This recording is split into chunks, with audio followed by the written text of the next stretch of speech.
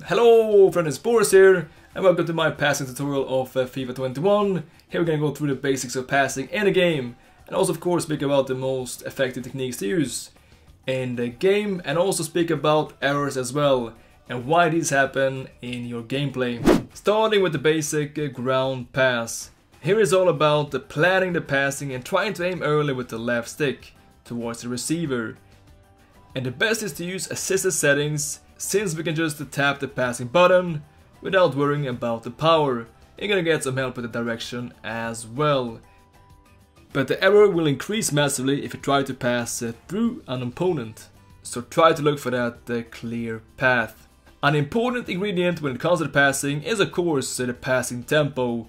And one-touch passes will help you with this and to create space and open up the opponent's defensive line. One-touch passes can be hard sometimes because you need to think one step ahead. This is something of course that you can learn and improve with a lot of practice. And to decrease the error, it is important to aim early again with the left stick towards the next receiver. Hence, even more important to plan the passing and try to see that next move before the player touches the ball. To enable this technique, you should have a pass receiver lock on late. Next step is the driven pass, which still is a very important actor this year, and this helps you even further to achieve passing tempo and to slide through the opponent's midfield.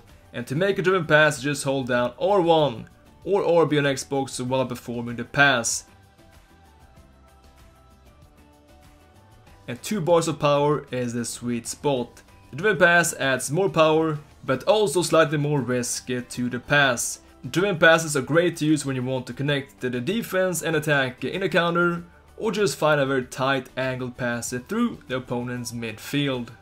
And we can elaborate with these techniques even further with combining a hard driven pass with a simple one-touch X pass. This is a really good way to quickly open up some new space and dismantle the opponent's defensive line. This technique will have a high error percentage if the following one-touch pass isn't angled correctly. The player must be angled towards the next receiver to make this successful. So please, no 180s here or something crazy. Now we come to the through balls that are extremely effective in FIFA 21. And there is really not much to say here. Put the setting on assisted and start to spray them. Again, 2 bars of power is the sweet spot, and time the pass when your attacker is about to beat the offside line. A player's passing stats here are very important for the efficiency of the pass. Combination of short passing, long passing and vision will come into play. And smart passers will affect the runs of the receiver as well. And there is one more way to perform through balls that adds more curve to the pass. These are called threaded through balls, and to enable this you must hold down R1 or RB on Xbox while performing a through ball pass. And this is extremely effective to use on the wing to curve around the opponent's fullback towards a rushing winger. But make sure that you take the pass with a player's strong foot, otherwise the error percentage will be high. Like you can see here with the left-footed Bernadeschi. And then we come to the lobbed through balls, which works just like the through balls in FIFA 21. And they are buffed as well, and assisted setting is the best again, unfortunately. I would love that manual was better, but in this video I will of course show you the most effective settings and not the most hardcore ones for the bragging rights. The lob through balls are great, and you can use here just the tap power if the distance is close. Otherwise use full power if you want to find a long distance receiver. And now we come to the lofted passes, which were introduced in FIFA 20. To enable this, just double tap the passing button or the through ball button, depending if you want the pass to go straight towards the receiver or in front. Lofted passes are great to use from close distance when the area is crowded to get that little bounce on the ball, which easily can find its way around defenders. However though, lofted passes have more error percentage in FIFA 21. Here the passer's attributes will play an important role. And here you can see the difference in performance from an average passer to a passing expert like Toni Kroos.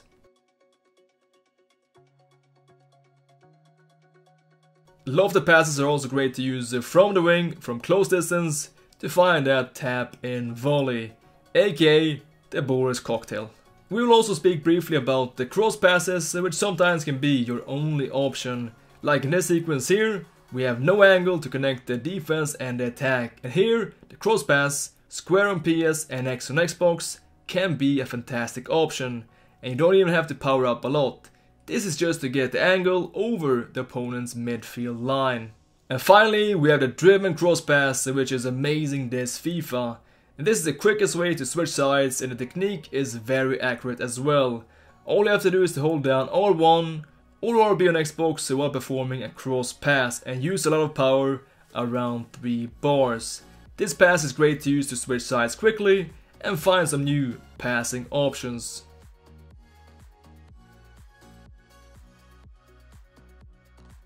And now you're gonna take a look at some passing errors in the gameplay and see simply why these happen here. This first one here is because the player is marked. They're trying to pass towards a marked player is gonna increase the passing error a lot. As we can see here, this is gonna be an easy interception for Lineman. This was a very poor pass. And again, like we mentioned earlier, trying here to pass to a marked receiver is not a good idea either. We have here 2 men in the way, and this is gonna again increase the passing error a lot. As we can tell here, again an easy interception for the opponent. And then we come to the aim with the left stick and how important it is to try to aim a little bit earlier than when you make the pass. We can see here some one-touch passing here, and we find a pass here to Rebic. And in this moment, we're just aiming straight forward. So when he's making the pass, when he's powering up, we're just aiming straight forward. And we're trying to divert here in the last second, but it is too late. Because of course you also have to think about the input delay that you have online. That is why it is extra important to be early with this aim. Then we're gonna see this one with the Nainggolan. Again, a quite easy miss with the pass. And this time it happens because of 2 reasons. The first reason is that we aim, of course, late. But the second reason is that we are unsteady with aim. Instead of just holding the left stick upwards, we do some kind of up and down motion just before he is about to launch this pass. You can see here. And this is going to increase the passing error a lot. But sometimes, of course, in the game, there's just going to be some RNG, some random stuff happening. Just because it's FIFA. And then the last one, just the importance, of course, of taking the pass here with the player's strong foot as much as possible. In this case here, we have Barella, not the best passer, not really on Toni Kroos level, with his weak foot and under pressure as well here. 3 factors that is gonna give here this outcome. So try as much as possible to pass with a player's strong foot.